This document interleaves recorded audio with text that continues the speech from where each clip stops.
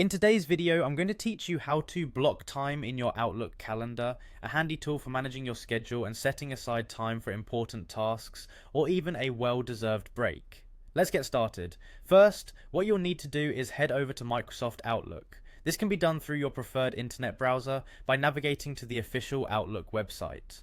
Once the page loads, you'll want to locate and click on the Sign In button, typically found at the top right corner of the page. This button acts as your gateway to accessing and managing your personal or work email and calendar. After clicking Sign In, you'll be prompted to enter your email and password. Go ahead and fill in these details. Make sure your information is accurate and secure. Keeping your email account secure is fundamentally important, especially for something as integral to daily life as your schedule. Once you're logged into your account, you'll find yourself within your inbox. Now direct your attention to the top left side of your screen. You should see an option labeled New Mail. However, instead of clicking it directly, look for a small downward arrow next to it. Clicking on this arrow will reveal additional options. What you want to select here is Event. When you choose Event, a new window will pop up where you can create and customize calendar events. Here, you typically enter the details like the event title, location, description, and of course the time and date.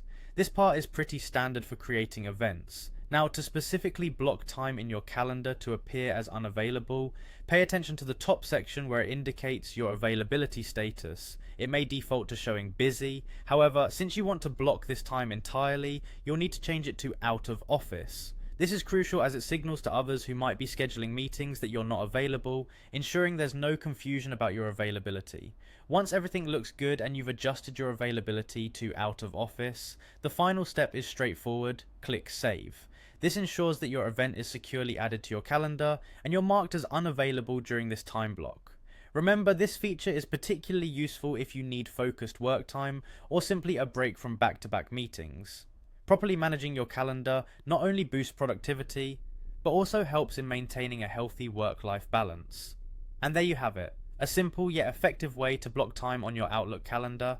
Practice makes perfect, so feel free to try it a couple of times to get accustomed. Thanks for watching, and make sure to check back for more tips on how to manage your digital life efficiently.